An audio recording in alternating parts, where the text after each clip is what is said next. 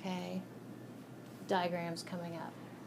But B goes on to say the surroundings, ...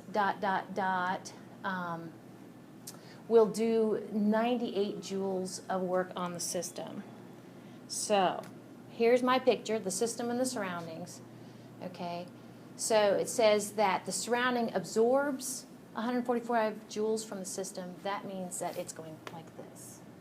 The surroundings absorbs 145 joules from the system. So with regard to the system, it's a negative 144.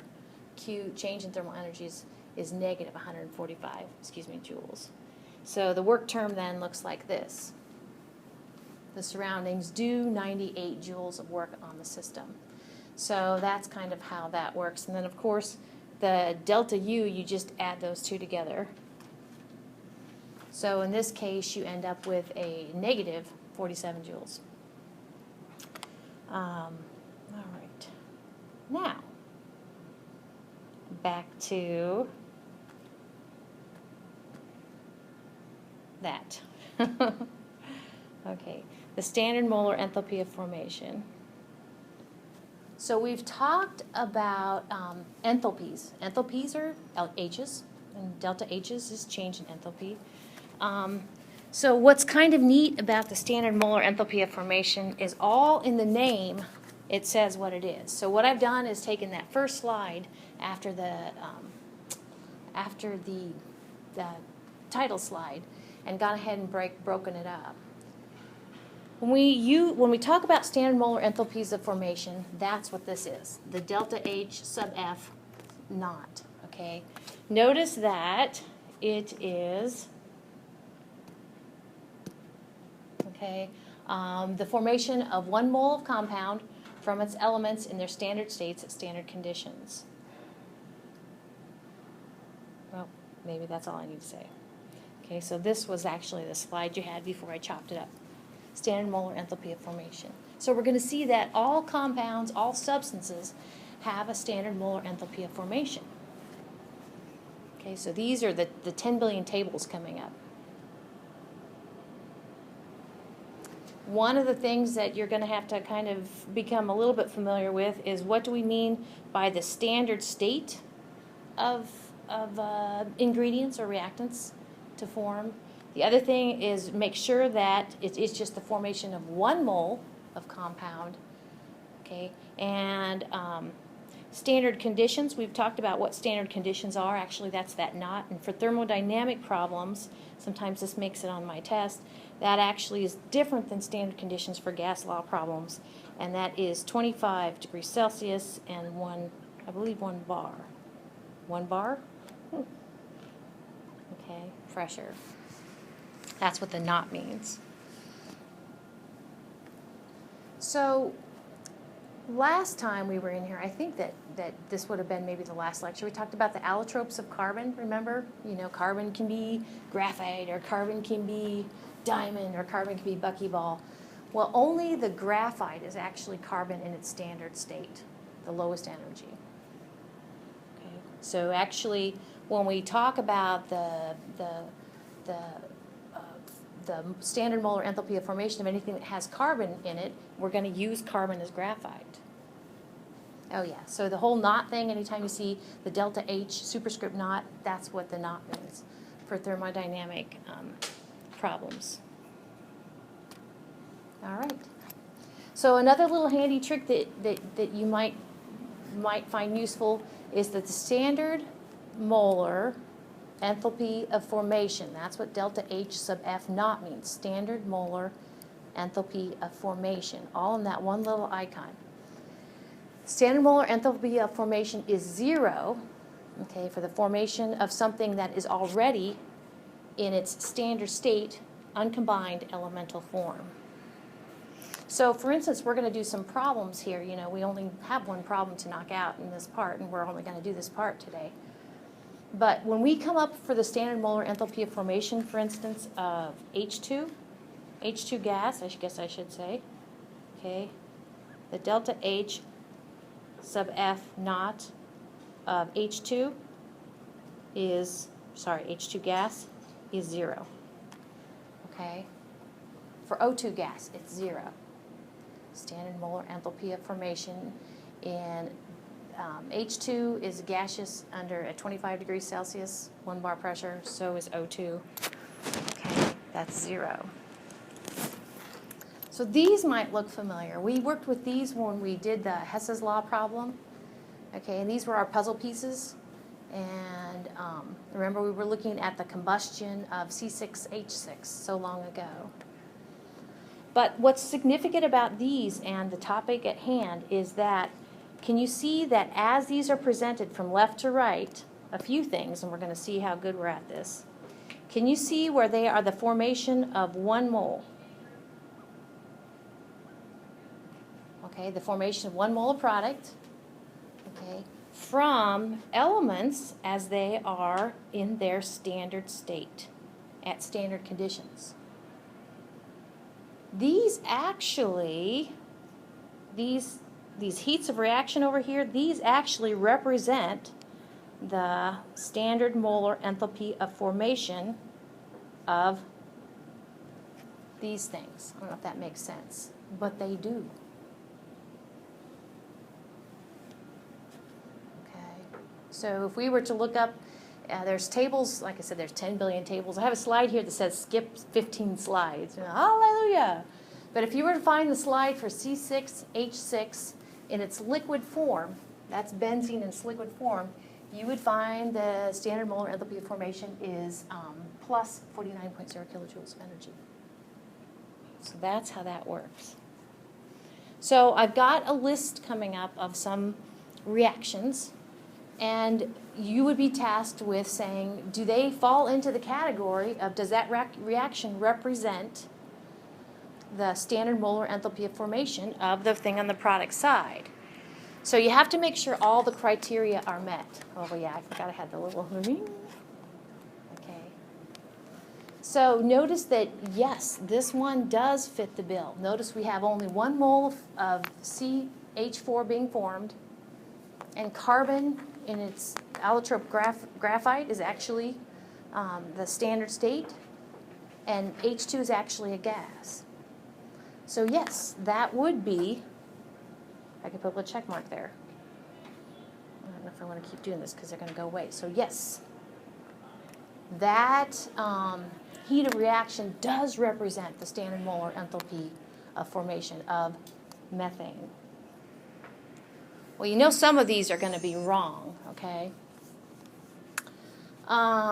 This one, yes, it does. Okay, we have 1 mole of, looks like lead-4 chloride being formed over here, okay? Being formed from the elements in their standard states, standard conditions.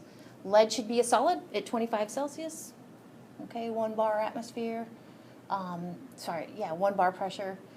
Chlorine gas should be, Cl should be a dimer, Cl2, diatomic, excuse me.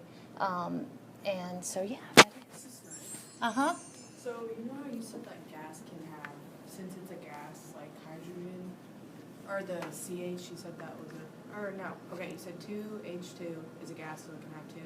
So can liquid have as many, can liquid have more, like, can it have a number, or like 3 in front of it, the PbCl4, can that have?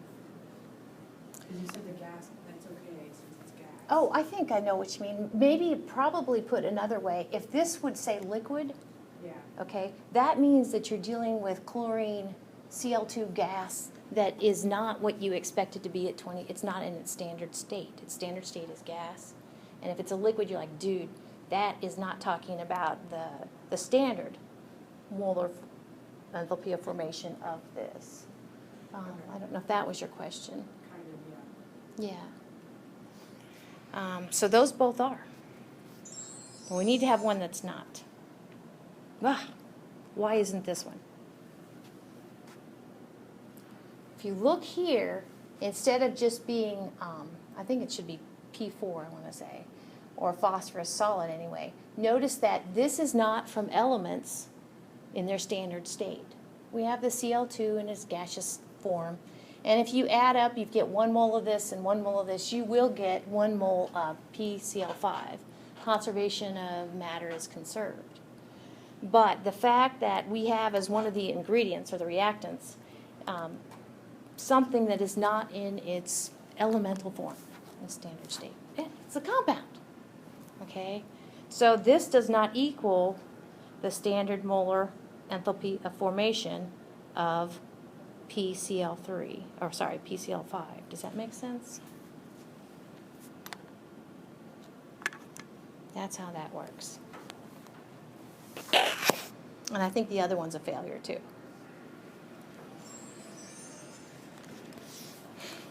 So this one doesn't work because notice it's the formation of 2 moles of product, not 1 mole of product. Otherwise, it would be fine. Okay, we have 2 moles. Okay, and the heat of the reaction can only be the standard molar enthalpy of formation if it is the formation of 1 mole of product from elements in their standard state at standard thermodynamic conditions. Okay, so that one fails too. But we have been playing around with, okay, so this one fails. We've been playing around with taking the enthalpy of a reaction and scaling it down, haven't we? We could scale this puppy down, you know, divide these by 2.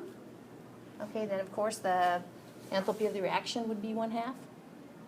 Then we would have the standard molar enthalpy of formation of SRO. Okay, so that's how that goes. So a bunch of tables. So this first table actually has, the list is continued. So we have compounds, CO to HCl to HBr to SO3. Okay, now notice that, and see if I have an example up here. The physical phase of the thing makes a difference with regard to its standard molar enthalpy of formation. A good case in point, and you don't have to memorize these, okay, is water. Water in its gaseous state has a standard molar enthalpy of formation of negative 241.8 kilojoules per mole of gaseous water. Per mole of liquid water, it's negative 285.8 kilojoules per mole. So be careful about that. So here's a bunch of tables.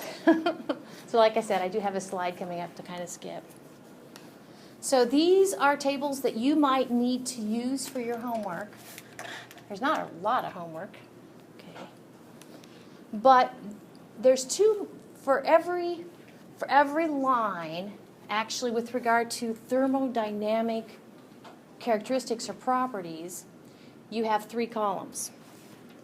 The other 2 columns we aren't going to use yet, and actually we wouldn't use unless you take general chemistry 2. Okay, so the delta G naught sub F is Gibbs free energy of formation. Biologists use that a lot. So the G stands for Gibbs, and I love the S, Gibbs free energy. And this one makes me smile. The S is the symbol for entropy.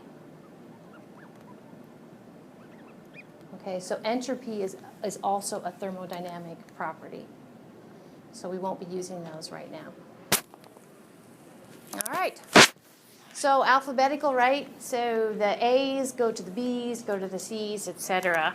And in each case, like I said, for now, you can just disregard the Gibbs free energy, the change in Gibbs free energy of formation, and the entropy associated with that.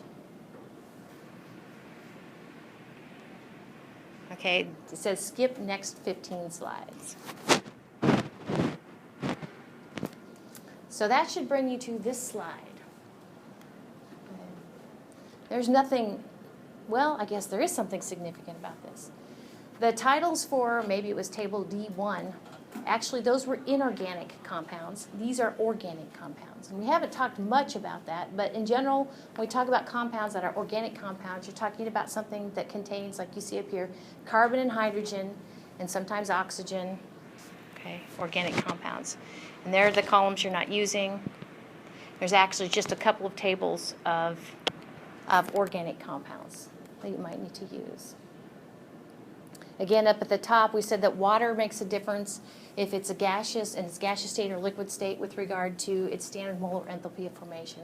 And there we have methanol, same thing. All right, so finally, no, not quite. This is one of the things you want to be able to do. Just like we had those equations earlier on, we evaluated and did that equation represent the standard molar enthalpy of formation. You need to be able to do something like this. For instance, write the equation that shows the standard molar enthalpy of formation of ethanol. So since ethanol contains carbon and hydrogen and oxygen, we would need to go back and look at what carbon, hydrogen, and oxygen are in their standard state under standard conditions. So of course I said we're going with the allotrope graphite for carbon, and hydrogen and oxygen are both diatomic elements. So when we go ahead and assemble the formation of ethanol, okay, from carbon, hydrogen, oxygen, these are going to be our reactants. Okay, so then the only thing we need to do is come up with coefficients in front of the carbon, the hydrogen, the C, the H2, and the O2 to make it balanced. So this has to be 1 if it's a standard molar enthalpy of formation of, in this case, ethanol. So of course, put a 2 in front of the carbon, a 3 in front of the H2, and a 1/2 in front of the O2. And we can do this as long as we think of moles. You can't really break that covalent bond that connects the 2 oxygen atoms, but you can have a 1/2 mole of O2.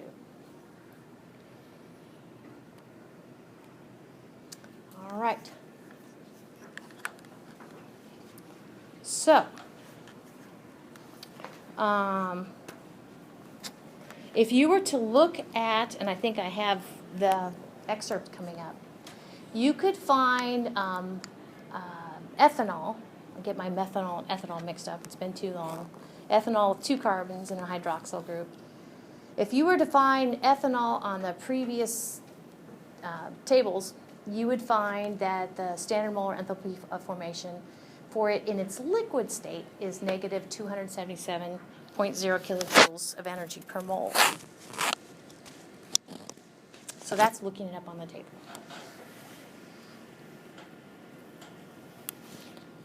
So if you look it up on the table, and the standard molar enthalpy of formation of ethanol is that, and you have written the chemical equation that represents the reaction of the standard molar enthalpy of formation of ethanol, then the heat of that reaction is also negative 277.0 kilojoules. All right, so, yep, there's your little excerpt.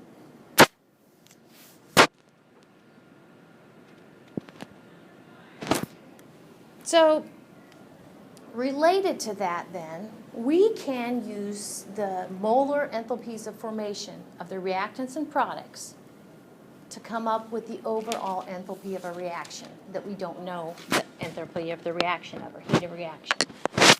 And here's how we do this. Anytime you see a delta, deltas are always final minus initial. So the change in enthalpy for a reaction, we can kind of think as the final as being the products and the initial being the reactants. So we've run into these summations before. Capital sigma means add them together. We ran into them when you guys did your average atomic weights.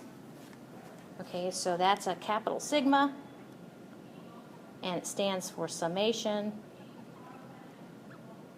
i.e. add. So, part of the reason I want you guys to do this on your own is you just need to kind of stay organized. Basically, we are going to look at the products first, and for each product we have, we are going to take its stoichiometric coefficient times, we'll look up on a table, its standard molar enthalpy of formation for each product we have. We're going to label products, blah, blah, blah, blah, blah. Then we're going to start a new little paragraph in our problem, and we are going to go ahead and label that something about reactants. And for each reactant we have, we are going to take its stoichiometric coefficient times its standard molar enthalpy of formation from the table. And what I prefer then is only after you have these kind of two paragraphs do you go ahead and apply the subtraction. I would do that last. Okay? You don't have to take my advice, but it will work for you. All right. So the one we're going to do actually is one we looked at before, the combustion of benzene. But instead of, and actually we already know the heat of this reaction. But we're going to get to it using the equation you saw on the previous slide.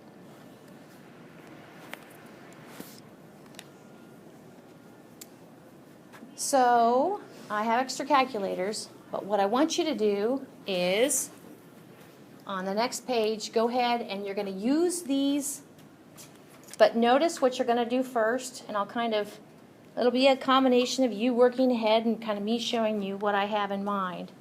But notice that it's always final minus initial. Focus on the products first. Stay organized. It's not a difficult problem. And if you're like me, you're after every point you can get on the test. You will see one of these on a test.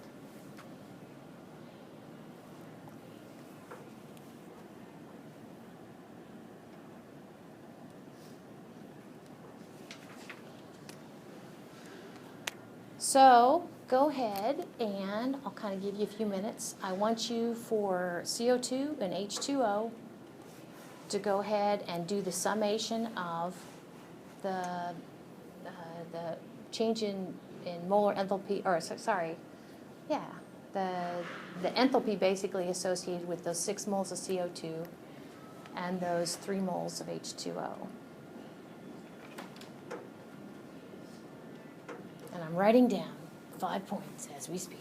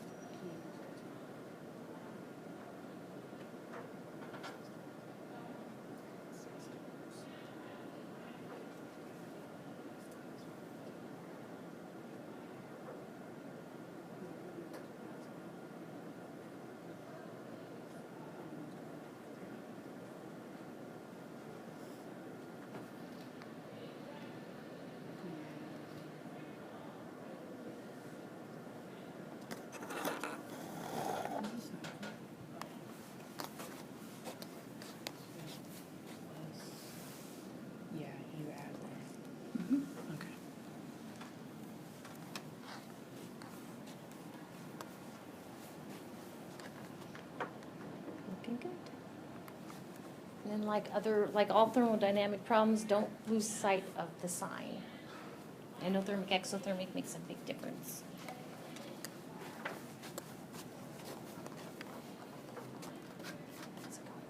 Good.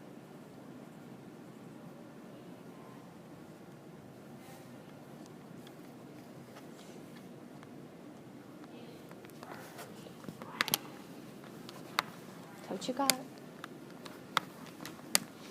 And then you'll have some practice doing the work to make sure that you show the minimal amount of work on homework that you need to show on the test to get full credit.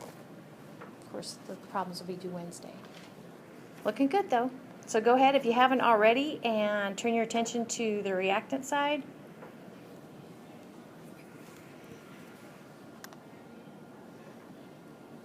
So we have two reactants, the benzene and the O2. Something kind of fun about the O2, though, isn't there? I would still show it as a term, probably to get full credit. I thought it was supposed to be sunny today.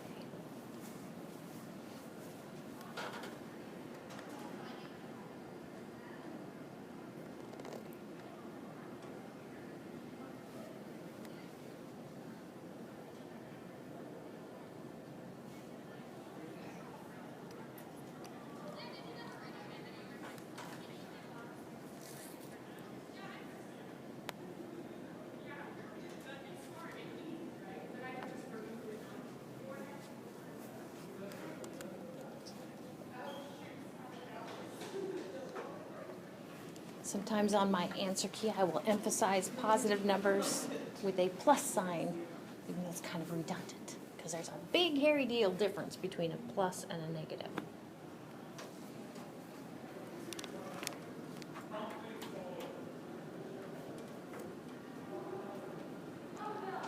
So again, my advice is to break it up this way, even though I understand the concept of not breaking it up.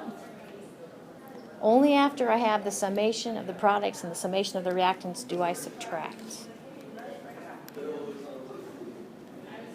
So simply, it's the number you got 2 slides ago, which is negative 3,086.4 kilojoules.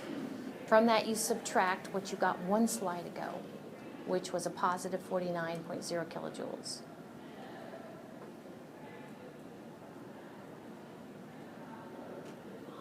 That's my stab at this semester, making you successful with this sort of problem. So we used the standard molar enthalpies of formations of the products and the reactants, their stoichiometric coefficients, applied a summation, and then came up with a difference to get the change in enthalpy for the overall reaction. And in all of this, and actually I'm kind of seeing a little bit of not applying the rules that we talked about with rounding in some of the homework that's coming through. In each of these, the stoichiometric coefficients, there's no uncertainty. So honestly, when you take that A or that B times whatever you get from the table, the standard molar enthalpy of formation, that A or B brings no uncertainty. So it's kind of like adding that term to itself, however many times you're going to add it to itself. So in other words, you end up with basically keeping the same number of decimals or tens places. All right, so that's how you would do this one. So we're going to take a look at these two right quick. But I do have, so these will be due Wednesday, and we aren't going to go on. I knew we were going to get done a little early. But just as kind of to make sure we're all on the same page, Wednesday what we need to do is actually go back and finish part 4. And if you've read ahead and know what experiment we're doing in 10, doing experiment 10 this week, that's right along the lines of the last part of part 4. So Wednesday we're going to finish up part 4 and go on to part 7 lecture. Between now and then, Wednesday's lecture, which you might want to do, especially if you found the homework that I just handed back kind of challenging with the Q of the system is equal to 0, you have a couple of Q terms, you might want to go back and kind of look at that, whatever your textbook says about that. That's called calorimetry, and actually that's what we're going to pick up with regard to the end of Part 4 and on to Part 7. It doesn't get any easier. Thermodynamics is very doable, but it takes a little bit of mulling over. So you're in good company if you find yourself mulling it over. So then kind of looking ahead, a week from Thursday, you have your third unit exam. So let's take a look, and I have suggestions, but not a lot of suggestions, for the two problems that are due on Wednesday.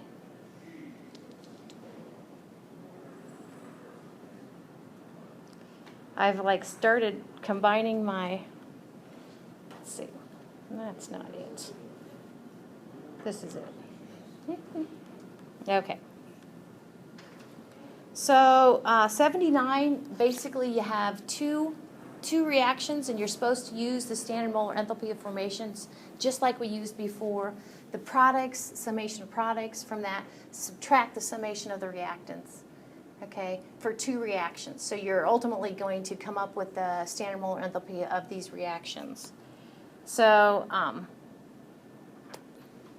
just like we talked about, you're going to use this relationship. Doesn't hurt to write it down in the margins. You usually have time. It's always final minus initial, so it's products minus reactants. It's kind of a theme of chemistry we're going to kind of stick with. So I would really like to see it laid out kind of like you did this last problem. I'm open a little bit to some creativity, but I'm going to try to relay to you when you turn this homework in whether it was enough to get full credit on the exam. So of course that 0 over there is not a 0, it's just something you're going to fill in. Stoichiometric coefficient for the reaction A in front of the two reactants is 1, okay? These two terms right here, I looked them up on the table. Then you're going to turn to the product side, or excuse me, to the reactant side. Again, the stoichiometric coefficients of the C3H8 and the H2 are both 1. You're going to look up there, standard molar enthalpies of formation. Standard molar enthalpy of formation of H2 is like it is for O2 gaseous, it's 0. I would include that term. In fact, to get full credit, you need to include that term. You'll end up with these two numbers from the product side and the reactant side, and just like you did for your last slide, I would suggest you go ahead and do one difference. Go ahead and do the difference. And then all I said with regard to B is it's similar to A. Okay, so that was 79, and 80 is very similar. 80 only has one reaction. Just be careful that you you use your table wisely. You should find ammonia, NH3, and the ammonium ion, NH4+. You should find those in the inorganic, the D1 tables. Voila! That's all I have. See you Wednesday.